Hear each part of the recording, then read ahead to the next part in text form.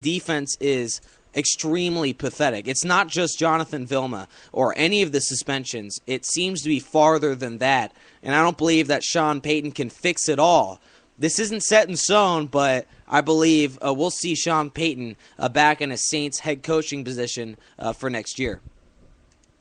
Yeah, I mean, I could definitely see it, his loyalty. Obviously, he wanted to sign the extension in the first place. So, I mean, if it's possible for him to get back in there, I don't see why he wouldn't. But an interesting story that they have to go through the process again. I mean, it could be as simple as him signing the exact same contract whenever he is, has the ability to do so. But, giving these other teams a shot at it could make things interesting. So I don't think we're really going to know what happens with that until the end of the season.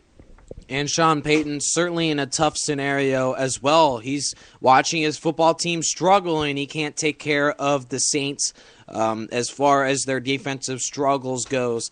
And right now for the Saints, of course, the defense is the concern for the end of the year. But offensively, I'll go right back to the Monday Night Football update. Things seem to be a little more interesting in the city by the bayou. As Phil, what do you have for us in the Monday night matchup? Well, the Eagles were able to finally get going as Michael Vick hit Deshaun Jackson on a 77-yard touchdown pass. Things really started to heat up on the ensuing kickoff when the Saints fumbled the ball and the Eagles were able to recover, but only able to get a field goal on the drive. Nevertheless, it's still pretty interesting right now as the Saints' lead has been cut in half, you could say. 21-13, so things could be interesting towards heading into the fourth quarter. Boy, isn't this a broken record, seemingly? Philadelphia settling for a field goal. Philadelphia in the red zone, pick six. Philadelphia just can't get it going. And right now for the Eagles, they're pretty much deadlocked as far as yardage goes, as far as the penalties, as far as the turnovers, time of possession, pretty much dead even. What's wrong with this Eagles team? Now, I know I'm putting you on the spot here as far as there's a lot of things going wrong with the Eagles, and it starts at the quarterback position. Real quick on Philadelphia, what is wrong, and can you put it on any one put the finger on any one player? It's not LaShawn McCoy. What's going wrong with the Eagles this year? Well, a lot of people like to blame it on Michael Vick, but, if I'm putting the finger anywhere, in particular, obviously there's more than one finger that needs to be pointed for this team. But you got to go with the offensive line. I mean, even when Vic's completing passes, he's on the ground. I don't care who you are, how tough you are, because I don't think anybody can doubt Vic's toughness after what he's gone through pretty much since becoming an Eagle, being hit more than any quarterback in that time period. Even when he's completing the ball, he's getting hit late, not to the, roughing the passer necessarily lateness, but I'm sure some of them could be argued as such. Here's a guy that regardless of the play, it wouldn't doubt me if he, handed the ball off and still found a way to get hit. This offensive line has just been atrocious, and I think that's really the big glaring detail for the way this Eagles team season has been going. Well, now, certainly, offensively, the Eagles still putting up pretty good numbers, and also another update, the Saints were able to score another touchdown, 28-13 now. Certainly more than the fair share of blame could be put on the defensive side as well. Real quick on this topic, and certainly this is one that could be put for another day as well, because, and this isn't just a head coaching problem, but ever since 2010, when he had the very just gaudy kind of numbers, Deshaun Jackson has digressed in a big-time fashion. He's still putting up yardage, but Andy Reid last year, very frustrated with this wide receiver. He seems to be very undisciplined right now. Deshaun Jackson finally having that big-time game, but the Eagles might not be able to pull this one out. Is Deshaun Jackson set for a big-time career in Philadelphia, seemingly not going well with Andy Reid? Is this guy an elite receiver, or is he just a bag full of hot air, and is he on the way down in Philadelphia? Well, I think the thing with Deshaun Jackson, I don't know that he ever said he was an elite receiver. I think it's, people in the media, fans saying that, I never, as an Eagles fan, I never told anybody that Deshaun Jackson was our number one receiver. This guy's a playmaker. You put him in out wide, you put him out in the slot, you give him end arounds, he rushes the ball. Here's a guy you can put in a bunch of different places to make plays. He's not a guy that necessarily is going to be your number one target, matched up against the number one corner every play. I never really felt that he was that type of receiver. So I think that's might be the common misconception that even the Eagles are thinking he is now. But really, I think he'd work much better as a slot guy. He's always going to be the deep threat, but it seems that teams have really keyed up on that and just put a safety deep and almost taken that out completely. So I think Deshaun Jackson isn't necessarily being used in a way that would benefit him the most. And Deshaun Jackson, with 34 catches, he's been the guy that can go deep and can make the big play, but seemingly not often enough. Only one touchdown so far this entire season. Right now for Philadelphia, things going backwards. Not the case for yet another win for Houston. 21-9 win over the Buffalo Bills. Just rounding out the scores here of the NFL before we get going here on this show. 21-9 victory, not the kind of fashion we are used to seeing, especially against a struggling Bills squad. Now, of course, Houston has its fair share of problems, but certainly not as much. Any team in the NFL would like to have the offensive line of the Texans, and as long as Schaub, Johnson, and Foster are healthy, things should be somewhat good for the Texans. Quick 30 seconds here. Is Houston set for a number one seed in the AFC? Teams like the Baltimore Ravens and the New England Patriots, both one game behind them.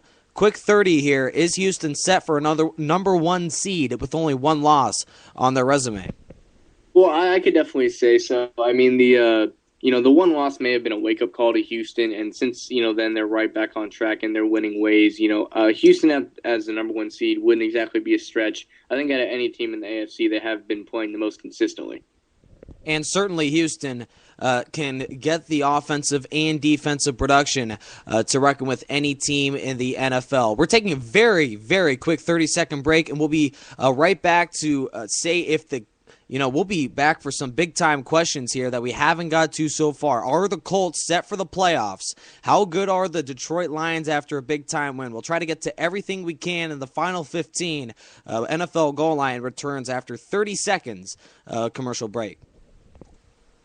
Welcome back to the NFL Goal Line on Spreaker.com. We thank all of you guys that have stuck with us throughout all the Monday night presentations. We hope to bring you everything there is about the NFL. And one of the great things about this game, Phil, is just any given Sunday in any given year, any team can come out from the start, and a Cinderella story for Indianapolis this year. 5-3 on the year, a head coach dealing with cancer, a rookie quarterback, a very under-talented defensive team. It's a kind of similar situation to the Denver Broncos, where they just seem to win late, last-second field goals, last-second touchdowns to win the tough games. Back-to-back thrilling games, as in overtime last week they beat the Titans, and then this week taking care of the Dolphins on a last-second drive for a field goal. Very under-average teams, but the Colts have gotten it done. Are the Colts set for the playoffs? They're certainly having more wins so far this year than they have in the previous last year than they expected for this year. Yeah, I think the Indianapolis Colts has been one of the more surprising teams, of the year, and a lot of that has to do, of course, with the surprising play of Andrew Luck. Here's a guy, 56% completion percentage, 2,400 yards so far, 10 touchdowns, 8 interceptions, 6 fumbles, but he's finding a way to get this done. And here's a team, with a winning record. I don't think anyone expected them to have a winning record past maybe 1-0. Here's a team, in their division that's really kind of been wide open with the exception of Houston. That second place spot, nobody really knew who to give it to. I think most people were handing it to Tennessee by default. And we've already talked about their, issues in the past earlier in the show.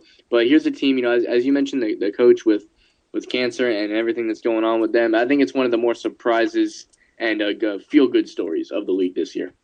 And obviously, you got to feel great about Chuck Pagano, but you also got to feel good about this Cinderella story at the quarterback position. Andrew Luck, watching this game, the Colts receivers did not help him one bit. Some big-time drops, including a touchdown to give what would have given the Colts T.Y. Hilton on the guilty party. That would have given the Colts a bigger lead into halftime.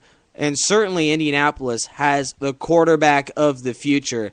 Of course, there are guys that digress over time, but Andrew Luck seems to have the head of Peyton Manning or of any of the elite quarterbacks. Andrew Luck is a very elite guy even right now, not among rookies, among NFL quarterbacks. And the talent is not there. And the running back position as well, as far as the defense also, the talent is not there in Indianapolis. Is this Colts squad a playoff team? I just kind of went over this before, and certainly I believe Indianapolis, they might not win because they're such a great talent, and certainly it's a feel-good story, but they might just win by default because this conference wide open after week number 9. Yeah, here's a team I feel is either going to make the playoffs or definitely, without a doubt, be in the conversation at the end of the year. The way things are going, and we've mentioned it many times in the show, the AFC, not being as strong as years past.